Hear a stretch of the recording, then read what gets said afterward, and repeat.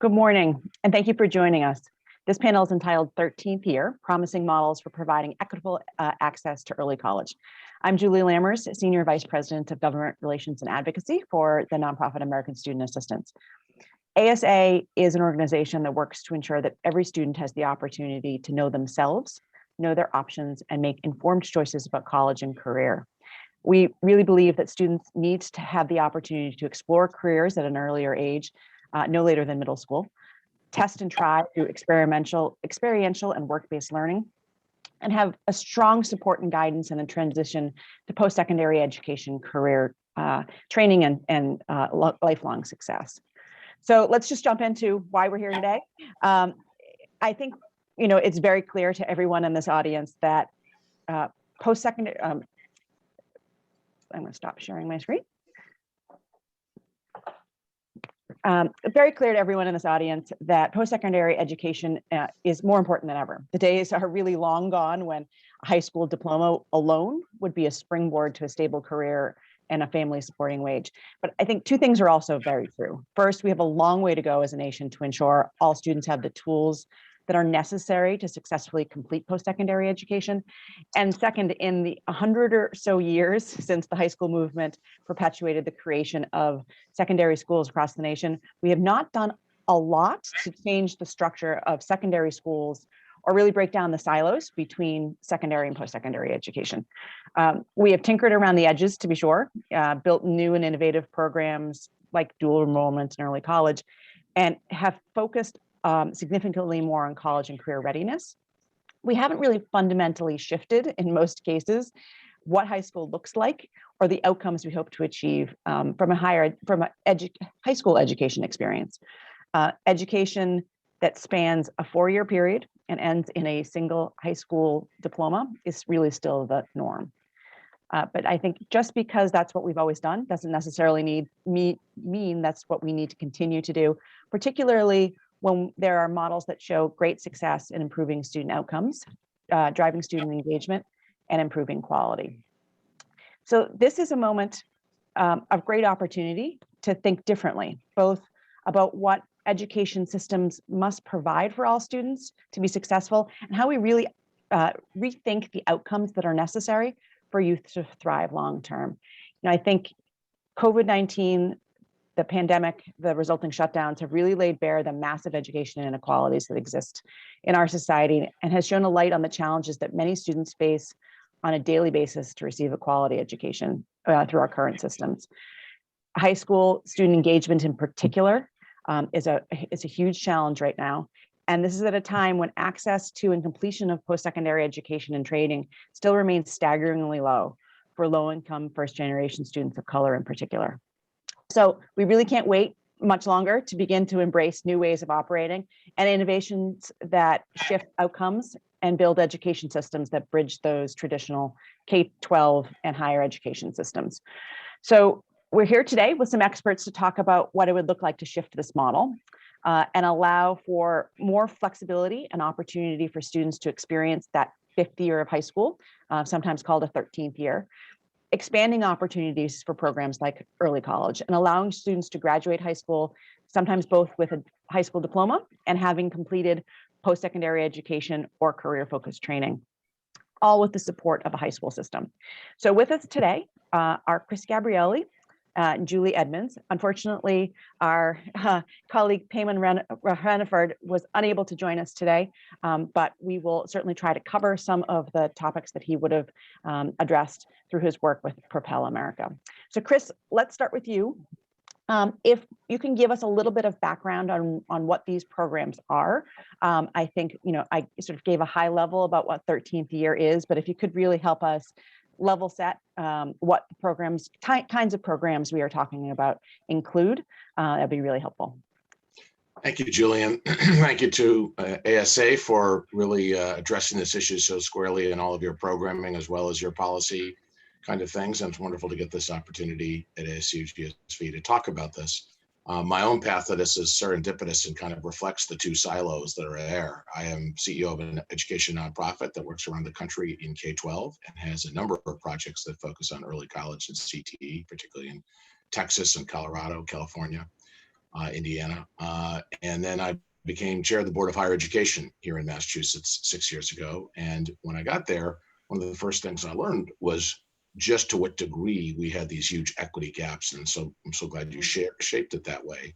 Here in Massachusetts, the stark reality, leading state in the country for college attainment, is that if you are a recent graduate of our high schools and you are white or non-low income, which covers a lot of income range, you're now over 50% likely to earn a four-year degree.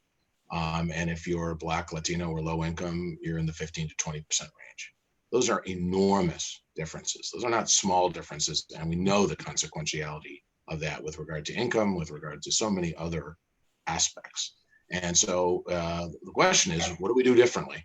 And the answer may be, that's what we're going to talk about today, restructuring things so that we don't really have these two silos that separate things out. So if I give a quick, I've been focusing a lot thinking about this 13th year and doing some work in Massachusetts on a pilot basis to try it out, but I've tried to learn about other areas of the country, and Julie Edmonds is a real expert on the whole national thing, so great to have her. Thought I'd give it just a couple of slides that speak to what the idea is from my perspective as a as a board chair, and if I were in my classroom at Harvard talking about this, but I don't want to bore people. I think the big point is this idea of you couldn't pick a worse name than 13th grade. So we're going to assume this is a good technocratic crowd that want to think about a common idea and not a good slogan. 13 is an unlucky number. And for most high school students, if you said to them near the end of their 12 years, would you like to stay another year? That would be, not high on the list. So we're going to use it, though, to be clear and simple what we mean, not how we would describe it. And I think the core goal is to raise the goals and to redesign the pathways by this structural step. There is a significant existing base of proof points. This is not a experimental thought in our heads here. The goal, and I think this is important in K-12 talk, is to shift from college and career readiness, CCR, a term that has become deeply enmeshed in the logic of everything we claim we're doing, to college and career success. And readiness and success are really not the same thing. This would be a major goal shift of high consequentiality, or put a different way, from preparing people to actually getting degrees or jobs. So on the next slide, try to give a very schematic approach. This doesn't capture all of it, but the idea that added 13th grade column means that while you get the usual academic and career preparation kinds of things, hopefully better than the usual career preparation piece in 9-12 or 6-12, because we agree middle school is a good idea. Most of our high schools here in Massachusetts are 9-12, so it limits our imagination on this slide that way. That the systems of support and advising be actually grown and continue. And that's an important piece of the story, why to locate this in the K-12 setting where the systems of support and advising can run very deep. And if it's an early college sort of program, keep taking classes with that support all the way towards an outcome. Typical outcome goal would be an associate's degree or 2 years of transferable credit, not progress towards a degree, attainment of a degree. On the career training side, which might start a little later, depends on different models, but to take the right kinds of courses and training and work-based opportunities to actually get that good job. Again, not preparing you for it, but gaining it. The next slide, I want to highlight that this idea has been around for a long time. I think Julie Edmonds can talk about that a little bit too. Depending on who you listen to, this idea dates back to Bard and Simon's Rock. It dates back to LaGuardia Middle College in 1974. Which is a while now, and that middle colleges generally have a 13th grade. It's just another buzzword in our world of middle college, but it usually means 11, 12, and 13. Michigan, for example, has nearly 20,000 students in an early middle college program that involves literally more than 100 sites that have a program, and I think approaching 50 places that are dedicated sites. North Carolina, Julie's home state, has a cooperative, innovative high schools that I'm sure she'll talk about that I think is in the 100+ number of schools with some really important evidence. More recently, P-TECH schools that have gotten a lot of sizzle, 150 of them in 10 states around the country, all operate on the premise that a 13th year, or in some cases a 14th year, is necessary and appropriate if students are going to get both the associate's degree they need and the job readiness and placement they deserve. So lots of evidence. Couple of key points. Nobody is suggesting that America's schools become all K-13 as another universal or mandatory approach. This is about innovative opportunities that districts can come up with that students can opt into. It does often mean, though, states would have to be open to policies that allow districts and students to go here. So there are some significant policy issues. Second, as I've said over and over, these would be focused. This is not about another year of regular high school. This is about focusing and redesigning around college and career. It is important that most of these ideas are funded by K-12 formulas. Now, that's a point of potential contention, but I also think it's really critical because by considering this really part of an expanded graduation requirement for the students who opt in, you align this to the most steady, generous, predictable, weighted by student need set of funding we have in the country. Higher ed funding, workforce funding, pretty funky. K-12 funding, far preferable. So I think that's an important, implicit element of a lot of these. And these are rooted in partnerships. There's no way to do this without a college as a deep partner if you're doing an early college, a true full partner, and employers as much as possible too, and particularly if these are, particularly career oriented. But so partnerships are essential. But in this model, the high school remains responsible. The K-12 partner is responsible and accountable for the outcomes. So lastly, I thought I'd close with just some issues that we might get into as we discuss this that I perceive out there on this idea of a 13th year. One is making sure that this 13th year is not an add-on. Let's have regular old 9-12 and then jam a 13th year that everything looks different in, but really intentional multi-year sequences and pathways that 13th year is essential to, but is not by any means exclusive for. Second challenge is how to blend career and college. And I think we're going to talk about that more throughout this, but both goals are meritorious. They are not at loggerheads, but there are some different implications of each, different partners needed for each. And I think that's both a challenge and an opportunity. I think a big strategic issue is here the use of online resources. There's still a tendency in so much of education to assume these things have to be done in person and on campus. And actually, most early college has been that way. In fact, a lot of early college has been literally sited on physical campuses of colleges. And while that's cool, it's obviously hard to scale past a point. And it's almost as if sometimes these developments have been happening while ignoring the extraordinary growth of online, which really revolutionizes the ability to mix these pedagogical streams in ways that make the student's location less critical, which is great for this. There is a policy tension, I already alluded to it, over whether this is some kind of mission creep and funding creep for what high school is. I would say it is a re-engineering and a redesign of what it should be. And probably the word high school becomes outdated. JFF and the Big Blur argue, let's drop the names, and but I think for most people are going to stick with the name. So I think it's about raising goals. And lastly, I want to just close with saying my own observation of it. We have 4 districts and a charter school and an expanding group of students in Massachusetts who are participating with ASA's help in a pilot group of this. My own observation, talking directly to students in schools, is that this really is a fundamental opportunity to raise our goals and expectations and to better serve the students that we have been chronically underserving. And my sense of urgency on this is that we have all the evidence that the current 2-silo system doesn't work, or 3-silo system to count workforce doesn't work for these students. We don't need more evidence about what doesn't work. We do need more willingness to try things that show promise. And here we have something with hard evidence. Thanks. Thanks a lot, Chris. So Julie, let me turn it over to you. First, please introduce yourself. Tell us a little bit about the work that you do. And then I have a few questions before we go back to some of the great information that Chris shared. Yeah. Thank you, Julian. Thank you, ASA, for sponsoring this. I think this is really critical conversation.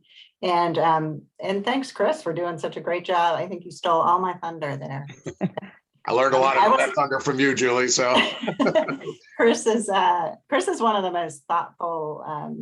I don't even know where to place you in this. You have a practitioner role, you have a researcher role, you have a policymaker role. You kind of operate in this wonderful middle space, and you're so thoughtful about thinking about this work and moving this work forward and considering all of these issues. So I want to acknowledge that. And I think hopefully the audience really got that from your presentation here.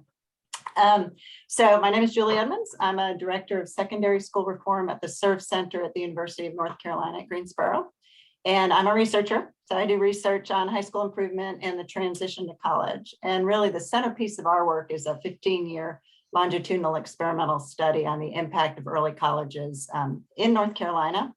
But we've also studied large-scale federally funded efforts to implement early college strategies in comprehensive high schools in states like Texas and Ohio and Colorado and Michigan and Connecticut. So I'm definitely coming from the research perspective, but I do work for the U.S. Department of Ed at one point, and I've also been an elementary school teacher. So I like to think that I can think from different perspectives as well. That's great. Thank you, Julie. So Chris gave us some examples of what these models look like at a high level. If people are not familiar with the 13th year program, can you talk a little bit more about what that really looks like on the ground and really how these programs have evolved? They're very different in every state. They're called different things. It makes the landscape very confusing. So fundamentally, Chris sort of outlined the kinds of outcomes we're looking for in all of these programs that might be a little bit different. But what are you seeing? What do these models look like? And give some examples of how practically this is working. Right. And I would say Chris made this point multiple times, and I think it is really important to make. So I'm going to reiterate it again, really, that it's not just about more high school, right? The 13th year is, and again, kids are not going to want to do that. They're not going to want to stay 13th year. So it really is about bringing some of that post-secondary, whatever that post-secondary option is, into that high school setting. So it's really about giving them a head start for whatever's next. And the most successful approach that we have for that is really this early college model that I've been studying. And I'll talk a little bit more about that. So early college, and there is variation across states, but there is actually a lot of commonality. These are really schools that combine high school and college. So these things are happening at the same time. Students they often start in 9th grade, and then students have the opportunity to earn a high school diploma and an associate degree or a technical credential or 2 years of college credit at the same time. Almost all of these early colleges are targeted at students who are underrepresented in college. So these are students who are first generation college goers, economically disadvantaged students, students who are members of racial and ethnic groups that might struggle to go to college otherwise. But also, it's not really just about the college credits. I often say that early colleges are not dual enrollment on steroids, right?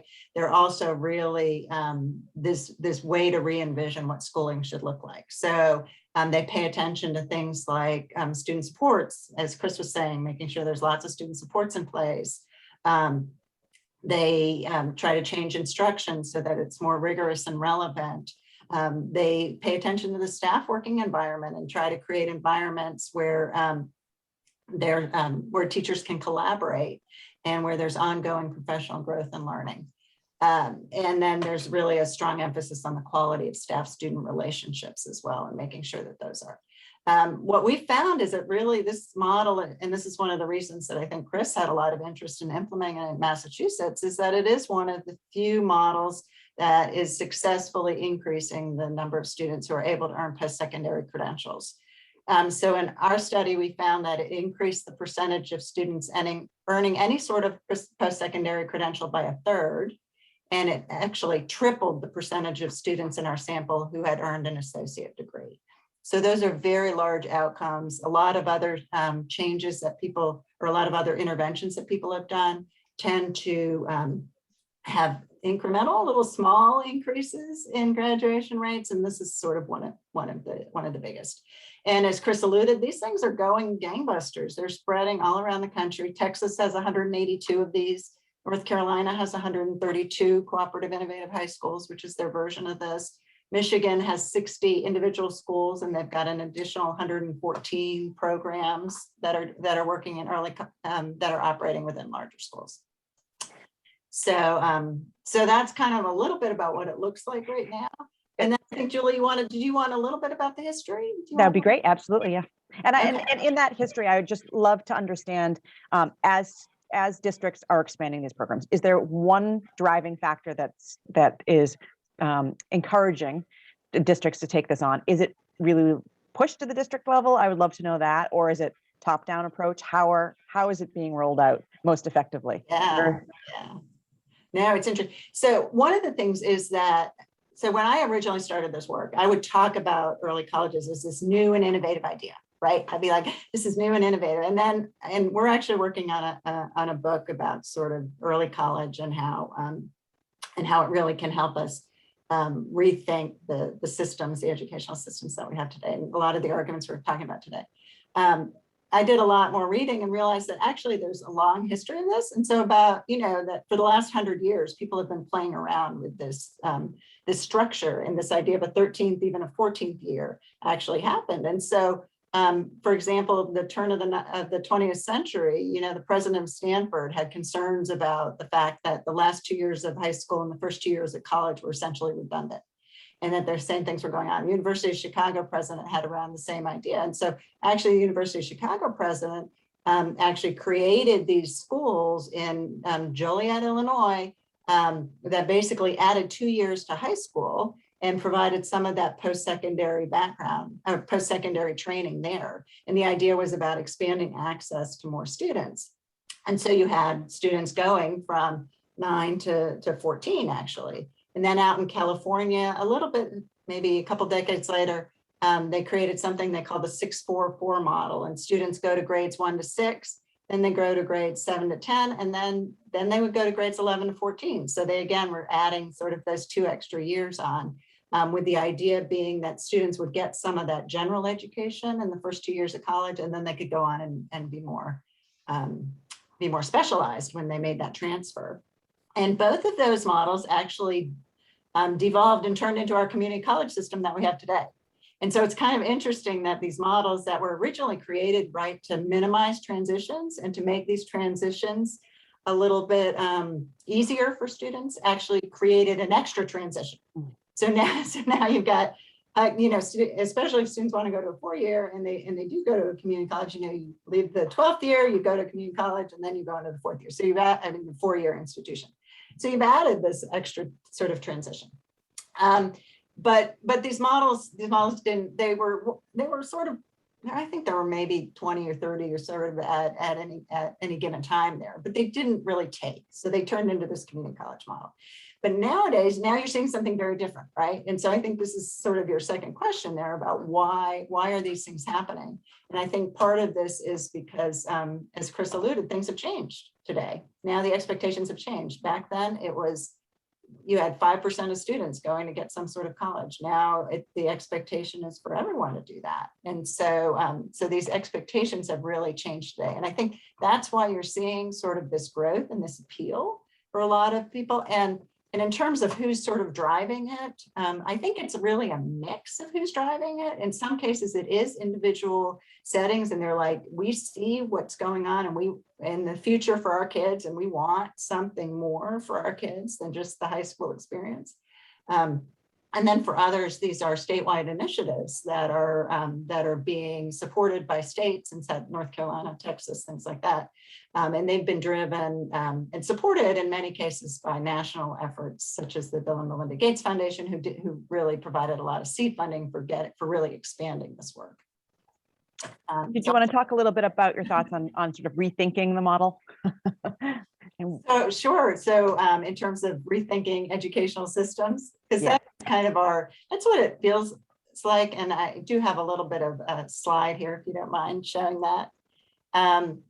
So if you really think about this model of schooling, this early college model and this design, this is highly disruptive. And Chris was making this point earlier, right? So this slide kind of shows the way that our current educational system. And I will say, for all you educational technology people out there, this is kind of a lame animation, and anyone who wants to help me do it better, please do, feel free to contact me. But the idea is here that you've got pre-K, K-8, 9 through 12, and there's variations in there, as I alluded, but there is sort of this bright line, right? Like you finish K-12 and then you go and do something else, post-secondary. And what these models are doing is really sort of getting rid of that bright line and really making these two things happen at the same time. So the high school and the college experience are happening at the same time. And that's really a paradigm shift for people. It's not how people are used to thinking about these things. That's great. Thank you. Thanks for sharing that. So one of the things that you brought up, Chris, are the structural and policy challenges that go into a lot of this, in establishing a lot of this work. There are very well intentioned and thoughtful, goals about high school completion within 4 years. This seems to run counter to that. How are some of the existing policies that are in place? How do we help navigate that and help people rethink really what that model should be? The goals that we're trying to achieve through this, that it's not just, as you say, adding on extra time into high school. Like that's not the outcome that we're seeking to achieve, but that it is really rethinking what those outcomes can and should be for a high school experience. What are some of the policy challenges that you see states running into, and how do we help navigate some of that? Yeah, Julian, when you asked that question earlier, I mean, one of the things that impresses about this movement is how emergent it is. It is in multiple states and cities from multiple sources. It kind of speaks to this is a real thing. This is not a policy shop or government initiative thing. That's one of the reasons I spent 20 years here, 21 years in my second career working on education, innovation, and reform. And at times I've been pushing for things that, I think are good ideas, but maybe not everybody else does. This is change that people actually want. It's very impressive to me. We've grown from 0 of these on a formal basis to 31 of these joint ventures in Massachusetts in 4 years. So this is all across our state, colleges and high schools coming together, in many cases, really a little bit outside their comfort zone. I mean, the college has to figure out how to work with younger students than they normally do at a location different than they normally do. The high school has to substitute college courses and say those are both high school and college and figure all the transportation. It's an extra credit effort. Why do they do that, right? And the truth is, policy right now mostly gets in the way. We've tried to do some things here in Massachusetts. We're one of about 5 states that have now policies that are at least somewhat supportive. But here's how it gets in the way. Number one, accountability. High schools are held accountable, you said it, Julie, for test scores and graduation rates primarily. And so this adds, you don't need this to get higher test scores. It might help, but it's not the point of it. And you don't need this to accelerate graduation rates. In fact, depending on how you interpret it, it lowers your 4-year graduation rate because these students don't technically graduate till the end of that 5th year, right? So, but what is our real goal? Is our real goal college and career success? Or is our real goal, hey, it worked fine when it left the factory, right? That's what, this is the real issue here, right? So we got to ask ourselves so I came to this from a frustration that we cannot, as Massachusetts keeps saying, 15 to 20% of Black and Latino students getting any college degree is a system that we can be proud of. Doesn't matter that our economy is strong. Doesn't matter that we have some of the best institutions in the world. That we can't keep doing that. And we can't probably fix that from college alone. So, that policy gets in the way. The funding policies are really significant here. To pick an example more at the federal level, the Pell Grant needs to be modernized. The Pell Grant is eligible for people if in the fall of a year to take the exact same course that it's not eligible for now in the spring of that year. So if you're at Chelsea High School's partnership with Bunker Hill Community College, you could take the precise same course from the precise same instructor in September, and the Pell Grant would pay for it. And you can't take it in May and have the Pell Grant pay for it. Why? Because when the Pell Grant was defined, we didn't really have these structures in scale. We got to modernize the funding to follow the students. Pell Grants follow students to any institution, but not to high school. It's crazy. So we really need to go from making it actually hard. Right now, the states that are doing this are actually adding money, sort of, I don't want to tell them this because they wouldn't like this, what I'm about to say. They're kind of substituting for otherwise federal money in order to help their kids succeed more, which is noble, but not necessarily scalable. So, these are the types of policy things. There's some really interesting problems. This is like when you go to Europe and plug your phone in and you hope it doesn't get zapped when you put that complicated charger in the wall, right? The requirements on professors are different. The schedules are different. I mean, here's a stupid thing, right? But like a real thing, community college may not operate the same start date, end date, and time of day as the high school. Like, again, is that what we're going to get? Are we going to let that be an obstacle to student success? So we got a lot of policy change if we want to make this the scaled norm, not the occasional interesting, exciting pilot. Yeah, and there's a challenge as well, right, to incorporate a new class of students into the funding, the regular formula funding models as well, right? There will be a gap in funding that schools need to figure out how to account for. Sometimes in a lot of examples that currently is being taken care of by folks like the Gates Foundation in Massachusetts, Smith Family Foundation, Davis Family Foundation, that can help fill that gap in that year, but trying to figure out how to get kids into the funding formula as well has been a challenge. And what better time when we have billions of dollars of ESSER money flowing everywhere, and these are among the most pandemically affected students in America. Absolutely. Right? Absolutely. These are kids who are kind of ditched. Sorry, I didn't mean to interrupt you, but I love your timing point. No, I was going to just add a little bit about that cost there, because I do think some of this is that it is a paradigm shift, right? And the way that we've thought about funding in the past has been, okay, as you're saying, you know, you've got your buckets, right? So you've got your K-12 bucket, and then you've got your post-secondary bucket, and they're different buckets, right? Well, what we need to start doing is thinking about education as a continuum so that the funding is all sort of in the same bucket. And essentially, like, for example, we've looked at the cost of early colleges, okay? And so if you look at the cost of early college at the high school, and you look only at the high school component of it, they're more expensive, right? So they cost more, right? More education costs more than less education. That's just the way it works. But when you look at it, when you look at the cost to a degree, so you consider it as a pathway. So if you consider 9 through an associate's degree, grades 9 through an associate degree, or grades 9 through a bachelor's degree, for example, and you look at the cost of society there, what we see is that the cost of society in the early college route, it's cheaper actually for students to get an associate degree, and about a couple $1,000s cheaper. And then it's actually up to $30,000 cheaper for them to get a bachelor's degree. It's not the cost of students. For students, it's a much better, right? It's a good deal, right? For students, because they're getting a lot of this for free. This is the cost of society more broadly, right? This is the broader cost. So it's really a more cost, if we think holistically about this funding, it's a more cost-effective way to get students to these desired outcomes. And and that's where people need to have that paradigm shift, and that paradigm shift, I think, can help inform some of those funding decisions. That's great. That's great information to have. So I want to bring in perspective of what would have been our colleague Paymon's discussion about the work that he does at Propel America. And for folks that aren't familiar with Propel, they work with high schools, post-secondary education institutions, and employers to try to build a unifying system around skill building and really job placement and sort of ongoing planning, with really trying to ensure that all students can achieve economic prosperity. So really we'll miss him in this conversation today, but we will do our best to fill in the gaps. So I guess my question to you and to Julie and Chris is really around this idea of how we focus some of this attention on the career end of outcomes for students. You know, this is an issue very near and dear to my heart from ASA. Our focus really is on ensuring that kids are making very deliberate choices about post-secondary education that are linked to a long-term career goal.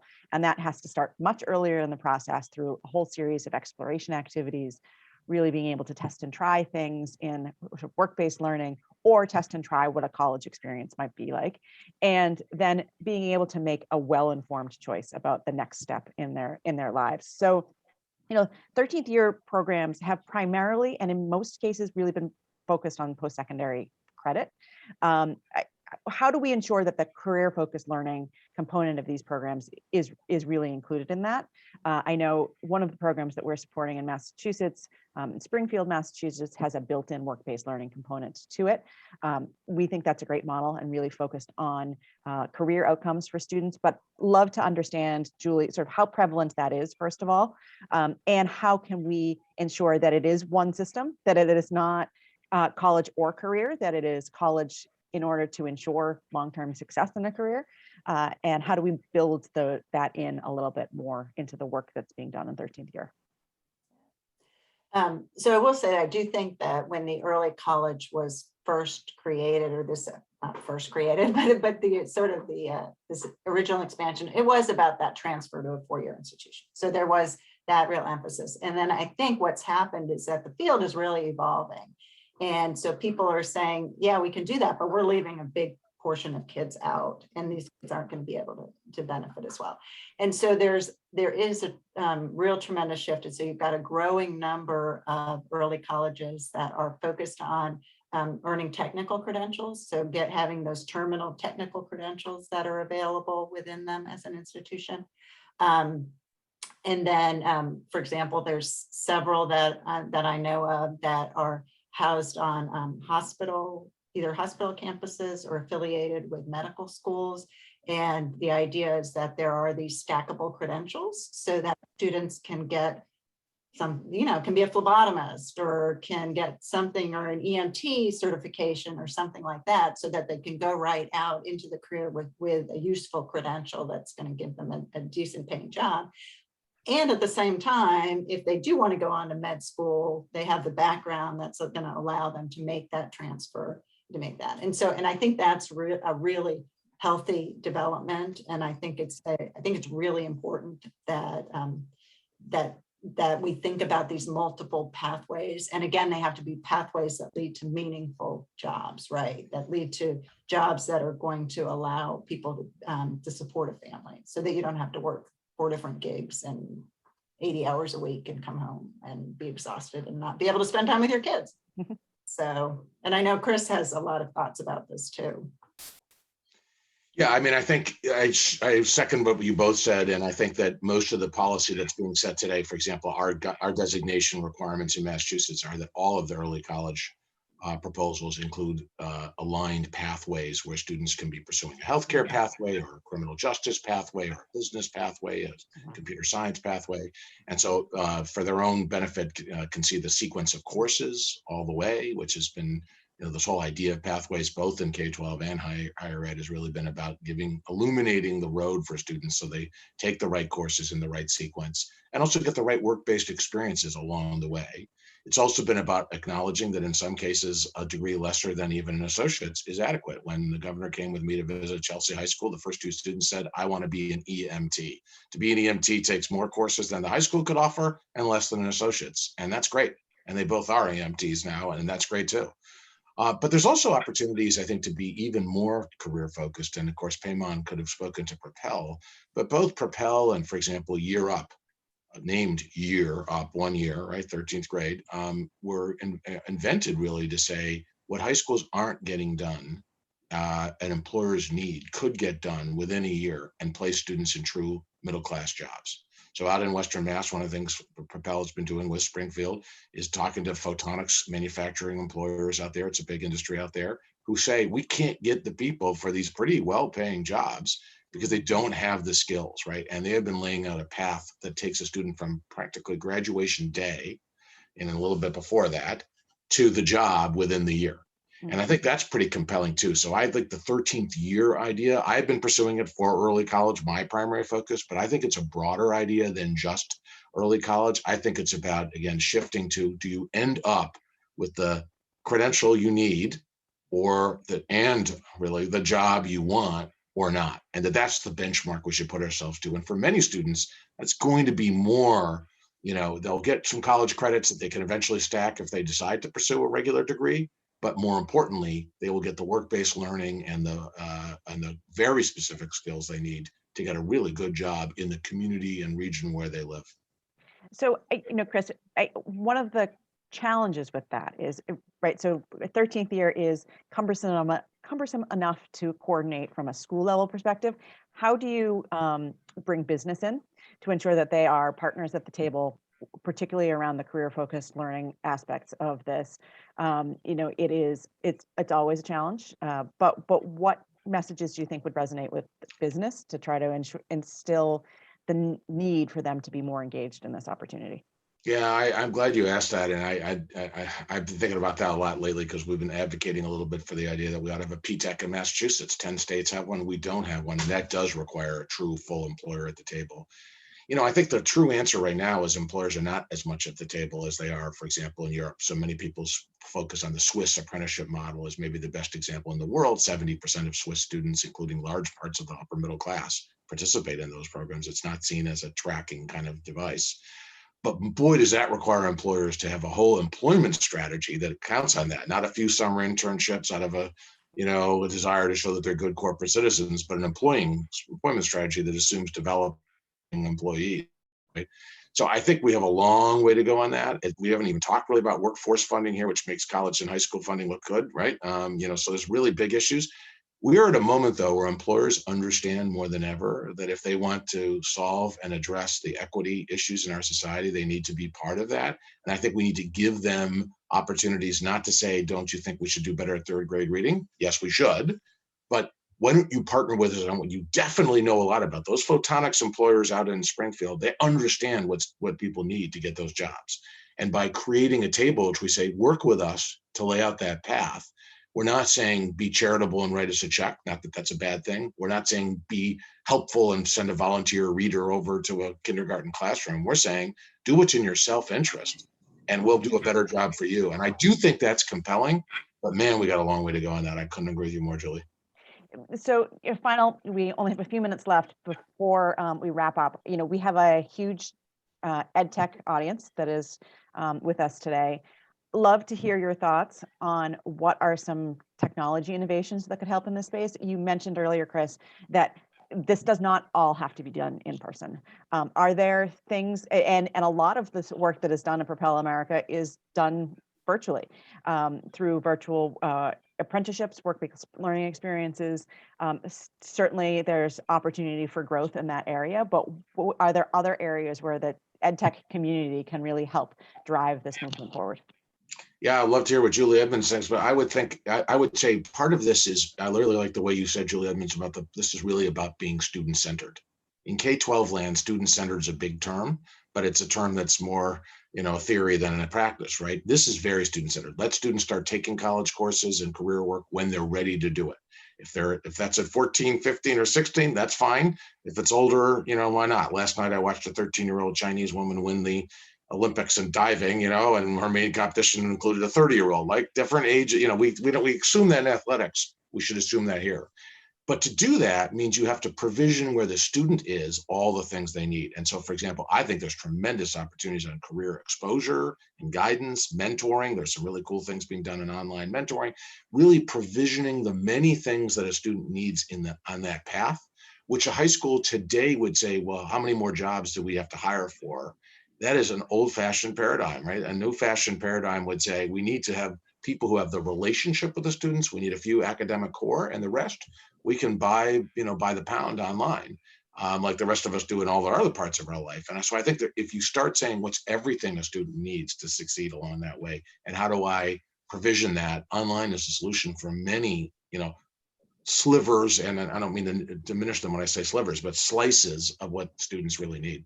Absolutely, and it's certainly an access issue, right? We've seen Huge. the opportunity for change and for innovation during COVID to really figure out ways that we can break down barriers to access. Have a long way to go in that space, particularly for those that are challenged with the access to technology itself, but really forcing people to think differently about how you can use technology to remove barriers to access to education. Julie, love your thoughts before we conclude here.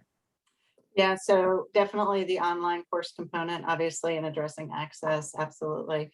I think there is something about this, how do we customize it, right? Like, what does technology do well? And some of that is trying to adapt it to individual needs, so individualizing the experience more. We have students, for example, in early colleges that are done in 3 years and they've got 2 associate degrees. And that's because the model can be flexible. And I think technology can help with that flexibility. Supports, you need a lot of supports to make this successful. And so bringing in some supports on, there's a lot of sort of software, things like that can help build skills, making sure that people have access to that kind of software as well.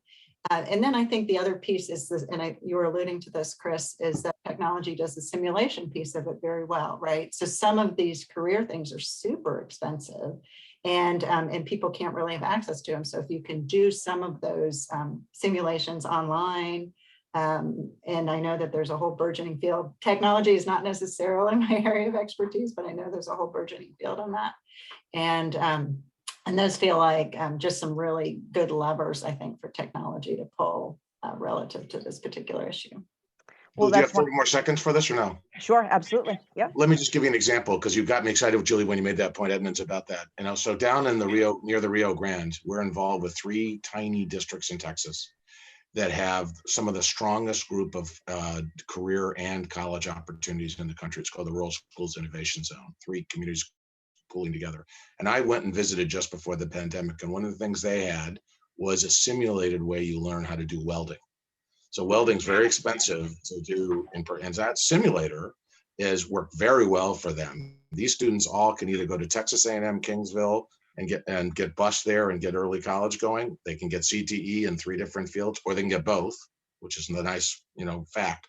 But they couldn't do it if they didn't have things like that simulation software, which is actually in the end cheaper than a lot of welding equipment that actually leads to a lot of welded scrap metal, etc. I didn't know anything about learning welding. They had me try it.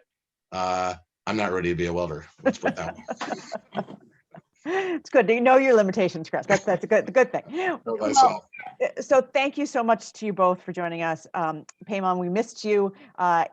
If people have questions for any of our panelists, you can certainly reach out to them directly on their contact information is available in the ASU GSV app and in the program. You can certainly reach out to me if you've got questions. My email is jryder, JRYDER @asa.org. And we look forward to continuing this conversation. Thank you to Chris and Julie for joining us today. Thank you. Thank you.